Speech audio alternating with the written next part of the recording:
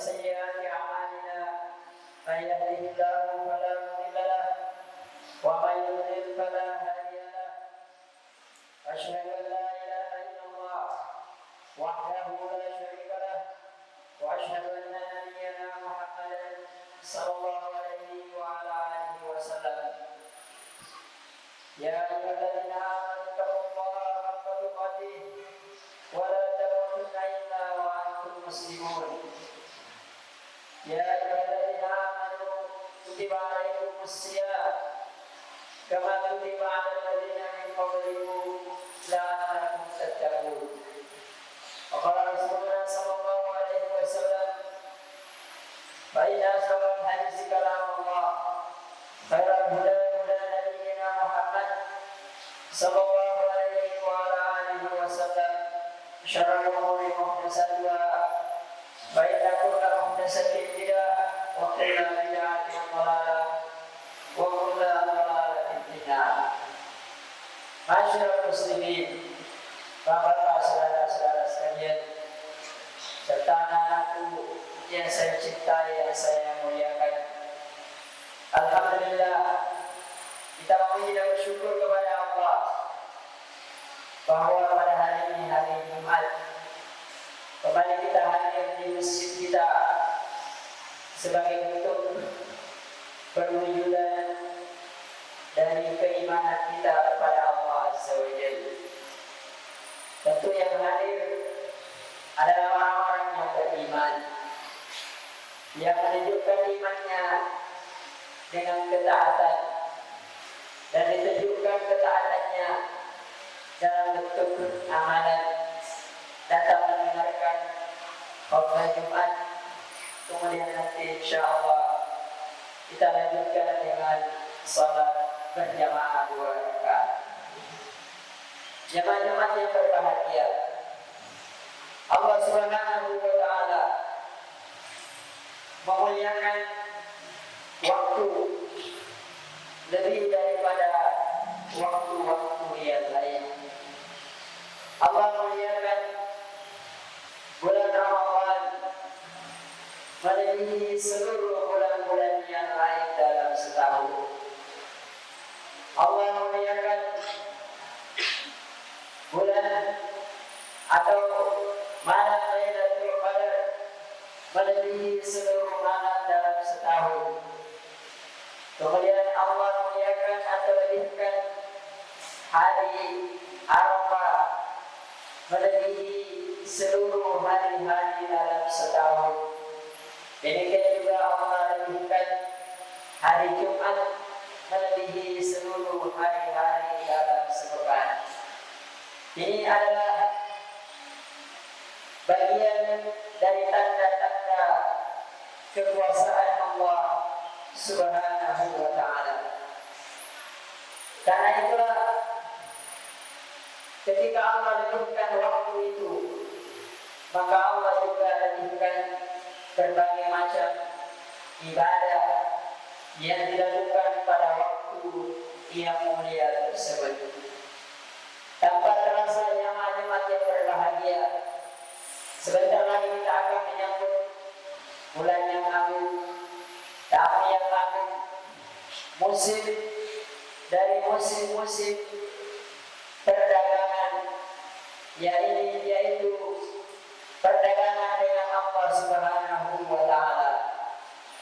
Perdagangan yang lantabur, perdagangan yang tidak ada ruginya, karena dagangannya diberikan oleh Allah, waktunya diberikan oleh Allah, pahalanya diberikan oleh Allah, kemudian nanti Allah kembali yang membelinya.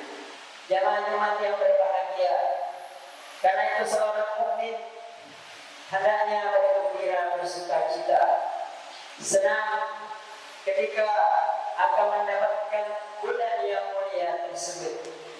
Allah Subhanahu wa ta'ala menginginkan dengan kesempurnaan syariatnya. Allah juga berkirimkan berbagai macam ibadah sesuai dengan waktunya masing-masing. Dan itu jamaah-jamaah yang berbahagia, sebagai seorang muslim hendaknya kembali merenungi sebelum masuknya bulan Ramadan beberapa hal yang dirinya mudah-mudahan menjadi membuka pintu kebaikan, taufik dan rahmat dari Allah Subhanahu wa taala.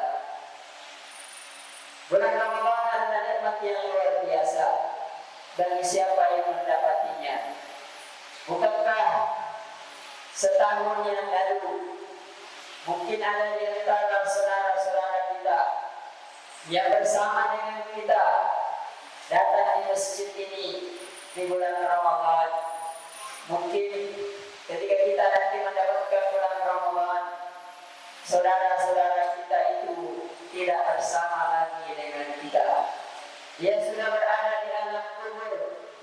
Dia tersandera dengan amal-amalnya sendiri. Maka bersyukurlah dan memujilah banyak kepada Allah ketika Allah masih memberi kesempatan kepada kita seluruhnya. Anak cucu Adam akan dilipat gandakan. Al-hasanatu asyru amsalihha. Satu kebaikan akan dibalas 10 kebaikan ila sab'ini dha'fin, sampai 700 kali lipat. Kemudian Allah Subhanahu wa taala berfirman, illa siyam, kecuali puasa. Jadi seluruh amalan dilipat gandakan sampai 700 kali lipat kecuali puasa. Kata Allah SWT, fa innahu li, karena sesungguhnya puasa itu untukku, bukan untuk amalnya atau untuk anak cucu Adam, tapi untukku, kata Allah. Karena itu puasa adalah asir baina abdihi wa rabbihi. Puasa itu adalah amalan rahasia antara seorang hamba dengan Rabb-nya. Fa'ana ajzi lahu atau fa'ana ajzi bihi, maka saya yang membalas dengan puasanya.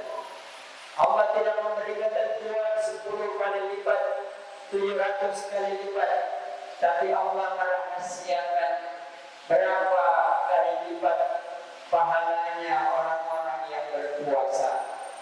Yada'u syahwatahu wa ta'amahu min ajli, karena dia meninggalkan syahwatnya, walaupun syahwat itu asalnya halal, tapi dia tinggalkan karena dia berpuasa karena Allah. Dia tinggalkan makannya, kata Allah Subhanahu wa taala, semata-mata karena saya. Isra'il berhati-hati. Bagi orang yang puasa ada 2 kegembiraan, farhatun inda fitrihi wa farhatun inda liqa'i rabbih. Berbahagia, bergembira ketika dia berbuka, bergembira dan berbahagia ketika nanti bertemu dengan Allah Subhanahu wa taala, membawa pahala dari puasanya. La khaluqu kamis sha'im atyabu indallahi min rihil misk.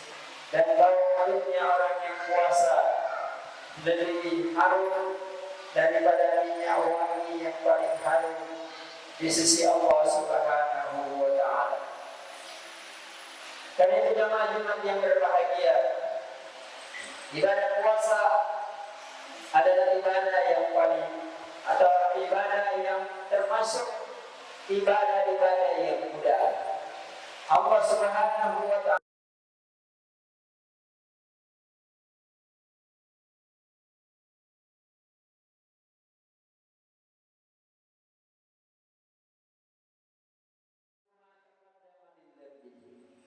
siapa yang berpuasa karena iman dan mengharap pahala hanya kepada Allah.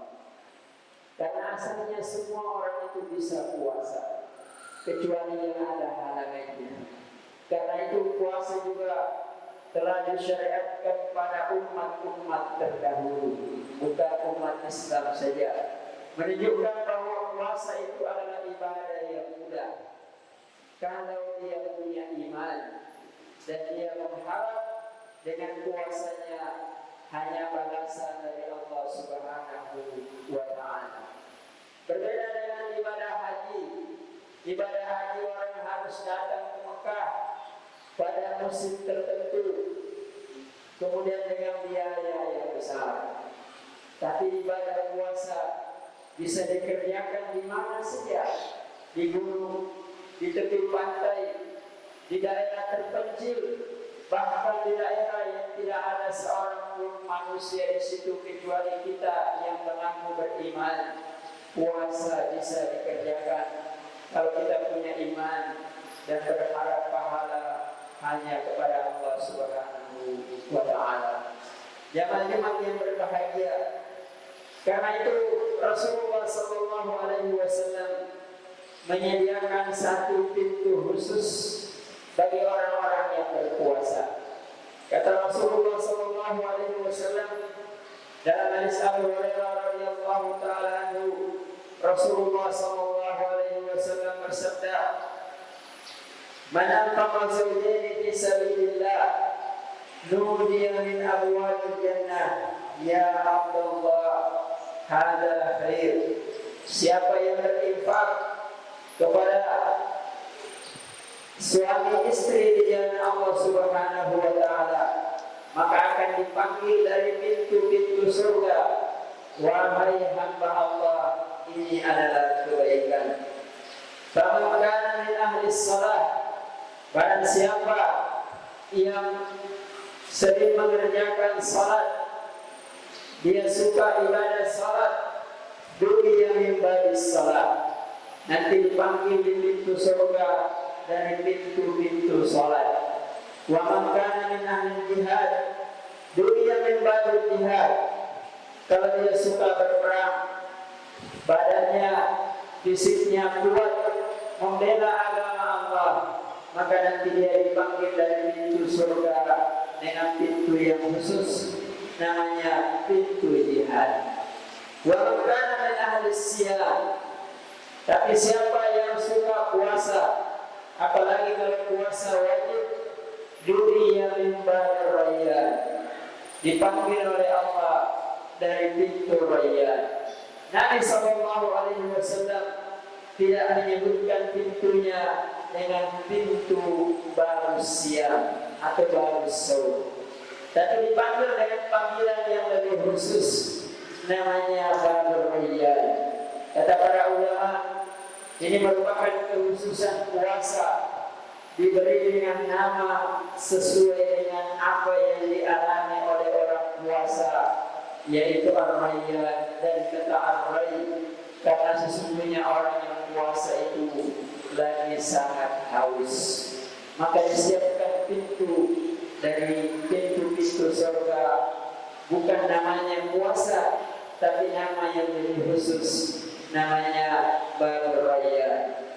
Jamaah-jamaah yang berbahagia, wa man kana min ahli sadaqah, du'iya min babis sadaqah. Siapa yang suka bersedekah, maka dipanggil masuk surga dari pintu sedekah. Jadi nama-nama dari amal saleh itu sesuai dengan nama-namanya, kecuali puasa. Rasulullah SAW mengkhususkan dengan pintu dengan nama yang lain. Karena itu dalam hadis yang lain, dalam hadis Sahal bin Sa'ad As-Sa'idi radhiyallahu taala anhu, Rasulullah sallallahu alaihi wasallam bersabda, "Inna fil jannati baban yuqalu lahu ar-rayyan." Sesungguhnya di dalam surga itu ada namanya pintu, namanya pintu ar-rayyan. Yadkhulu bihi atau yadkhulu minhu as-sha'imun, akan masuk dari pintu itu orang-orang yang berpuasa yaumul qiyamah, pada hari kiamat. La yadkhulu minhu ahadun ghairuhu, tidak akan bisa masuk dari pintu itu selain orang-orang yang berpuasa. Ketika orang-orang yang berpuasa dipanggil, kemudian mereka masuk semuanya, maka pintu itu kemudian ditutup dan tidak ada yang masuk di dalamnya selain dari orang-orang yang berpuasa. Jamaah-jamaah yang berbahagia, Karena itu hendaknya kita menyambut datangnya bulan Ramadan dengan menyiapkan iman dan menyiapkan takwa kita agar kita bisa berpuasa sebagaimana yang diinginkan oleh Allah dan Rasul-Nya. Aku kama tasma'un. Barakallahu li wa lakum fil Qur'anil Karim wa nafa'ani wa iyyakum bima fihi minal ayati wa dzikril hakim. Taqabbal minni wa minkum tilawatahu innahu huwal ghafurur rahim.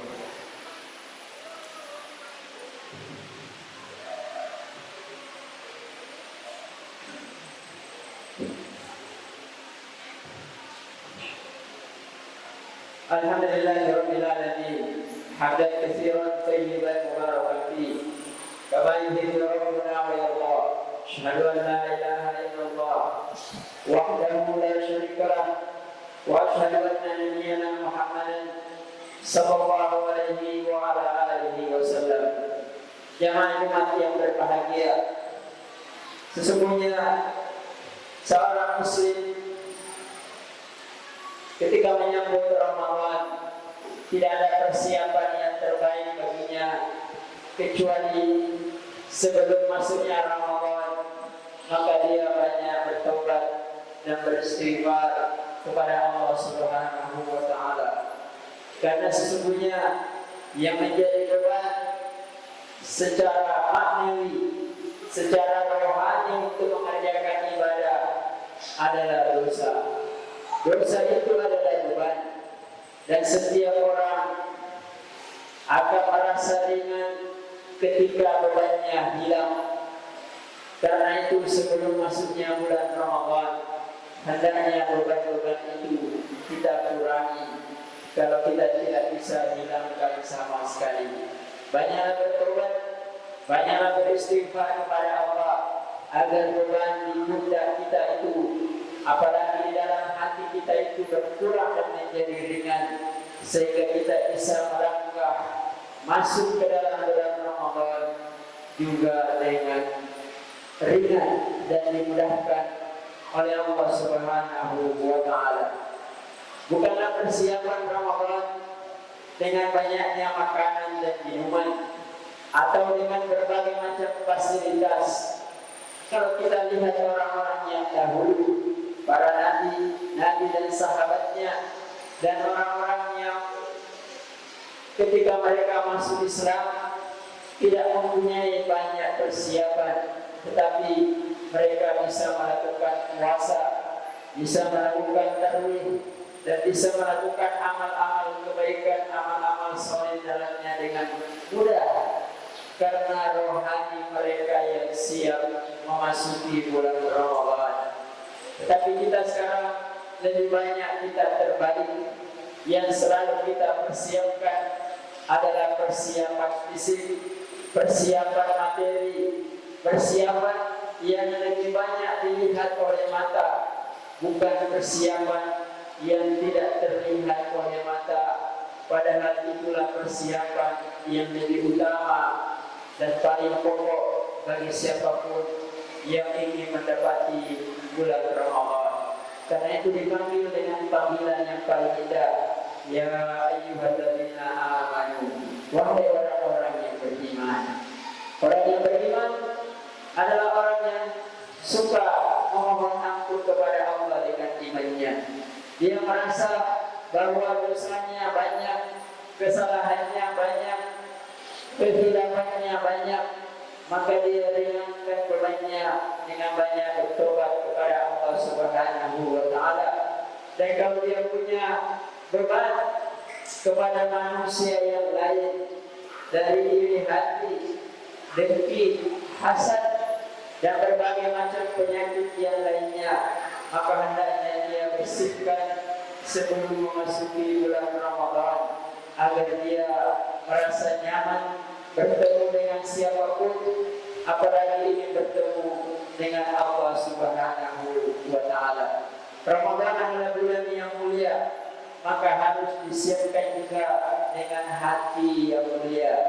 Bulan Ramadan adalah bulan rahasia, maka disiapkan juga dengan amalan-amalan rahasia agar Allah Subhanahu wa taala mudahkan kita untuk masuk di dalamnya.